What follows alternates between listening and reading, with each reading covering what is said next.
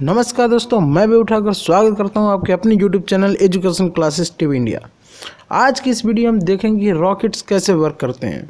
आप सभी लोगों ने रॉकेट्स तो देखे होंगे, चाहे दिवाली का रॉकेट हो चाहे नासा इसरो का रॉकेट। दोनों में एक चीज़ कॉमन रहती है, वो की आग। यानी कि रॉकेट में आग तो चलनी ही जलनी है। तो इनके पीछे की फिजिक्स क्या है, इनके मैकेनिज्म क्या है तथा कौन कौन सी ऐसी चीज़ें जो इसके मोशन को इफेक्ट करती हैं, तो इस वीडियो में आज हम यही देखेंगे। तो शुरू करते हैं बिना किसी देर की आज की ये वीडियो।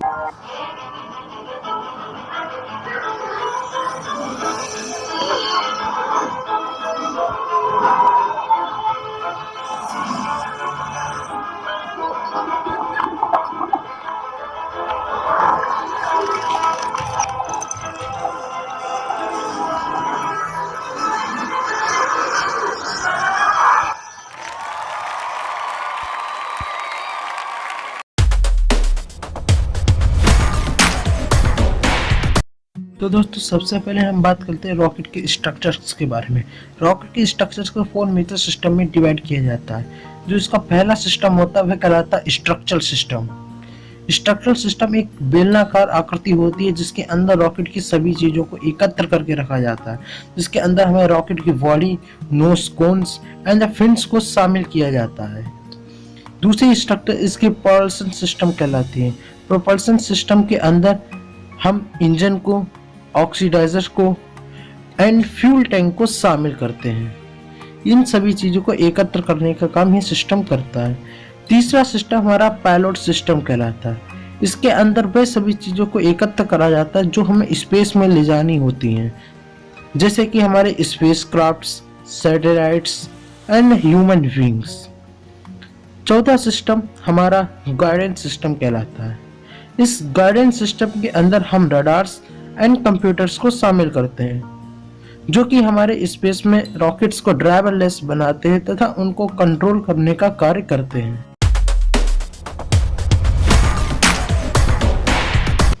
इन चारों चीजों के निर्माण के पश्चात जब हमारे 4 सिस्टम्स तैयार हो जाते हैं, हम रॉकेट को लॉन्चिंग सेट पे ले जाते हैं। इस लॉन्चर सेट को भी 4 भागों में डिवाइड किया गया है। जो पहला है वह लॉन्च कहलाता है, दूसरे सिस्टम को हम पावर्ड एसेंट कहते हैं, तीसरे सिस्टम को हम स्टेजिंग कहते हैं और चौथे को हम कट ऑफ कहते हैं। लॉन्च में सबसे पहले हम रॉकेट फ्यूल को नीचे की ओर प्रेस करते हैं, जिससे नीचे की ओर एक फोर्स लगता है। न्यूटन थर्ड लॉ के अनुसार विपरीत दिशा में ऊपर के लिए भी एक फोर्स कार्य करने लगता है, जिससे रॉकेट हमारा धीरे धीरे ऊपर उठने लगता है। वह रॉकेट धीरे धीरे ऊपर जाते हुए पावर्ड एसेंट में पहुंचता है। यह वह सिस्टम होता है जहां इसका फ्यूल धीरे धीरे कम होने लगता है। जैसे जैसे रॉकेट का फ्यूल कम होता जाता है, वैसे वैसे इसका मास घटते जाता है, तो रॉकेट की स्पीड बढ़ती जाती है।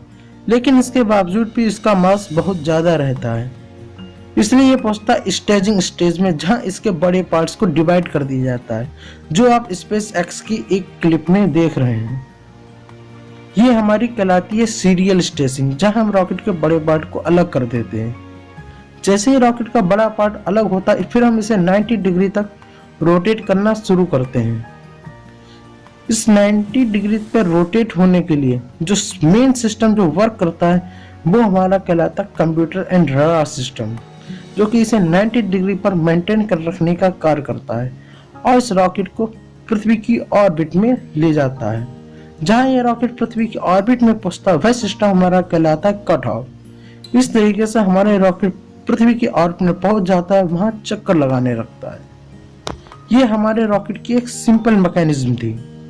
इसके बाद हम बात करते हैं रॉकेट के फिजिक्स के, कि आखिरकार इसके पीछे क्या फिजिक्स है।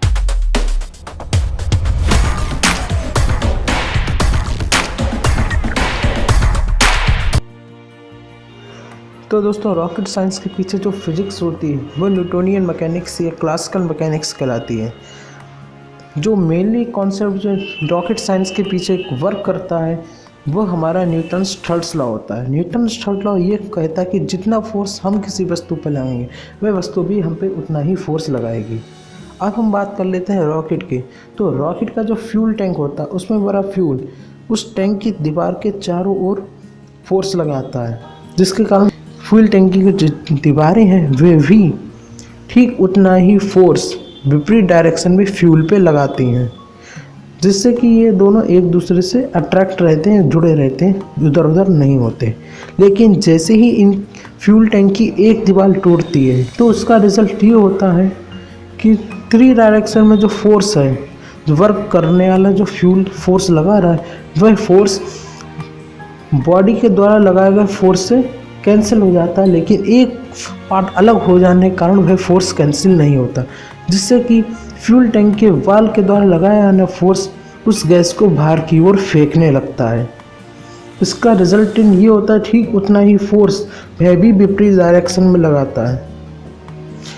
इससे भी आप एक जनरली फॉर्म में ऐसे समझ सकते हैं कि जो फ्यूल है वह भी चारों तरफ फोर्स लगा रहा है, तो उसे 3 डायरेक्शन में तो कैंसिल आउट हो रहा है, लेकिन चौथी डायरेक्शन में कैंसिल होने के लिए दीवार नहीं मिली, इसलिए वह विपरीत दिशा में फोर्स लगा रहा है, जिससे रॉकेट अब क्या ऊपर की ओर जाना शुरू कर देता है।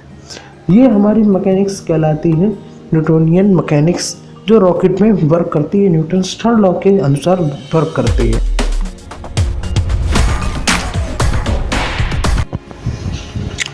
तो दोस्तों, equation of motion of rocket के लिए सबसे पहले हम जो रॉकेट कंसीडर करते हैं, मान लेते हैं जो रॉकेट है उसका जो मास है वह कैपिटल M है, तथा उसमें वही फ्यूल का जो मास है वह डेल्टा स्मॉल m है, तथा जो रॉकेट की जो वेलोसिटी है वो t टाइम पे v है, तथा t plus delta t time बाद वह v प्लस डेल्टा v हो जाती है। तो सबसे पहले हम ये देखते हैं कि जब velocity v plus delta v होती है t plus delta t time बाद, तब जो हमारी गैस जो पूरी तरह बाहर निकल चुकी है उसकी वेलोसिटी क्या होगी। तो जो हमारी उसकी वेलोसिटी हो रही है वो v plus delta v plus u, v plus delta v plus u होगी। उसका रीज़न ये है कि v plus delta v velocity है हमारे रॉकेट की, और u वेलोसिटी जब वो बाहर निकलेगा तब उसकी खुद की होगी, इसलिए वेलोसिटी डेल्टा m की वो v plus delta v plus u हो जाएगी। लेकिन अगर हम कंसीडर करें इसको दूसरी फॉर्म में कि डेल्टा v वेलोसिटी इंक्रीज नहीं है, तब ये केवल रह जाएगी v प्लस u। ओके, तो सबसे पहले हम t टाइम में जब वेलोसिटी v है उसमें हम मोमेंट निकाल लेते हैं, संवेग निकाल लेते हैं, तो वो संवेग हमारा मिलता है p ऑफ t।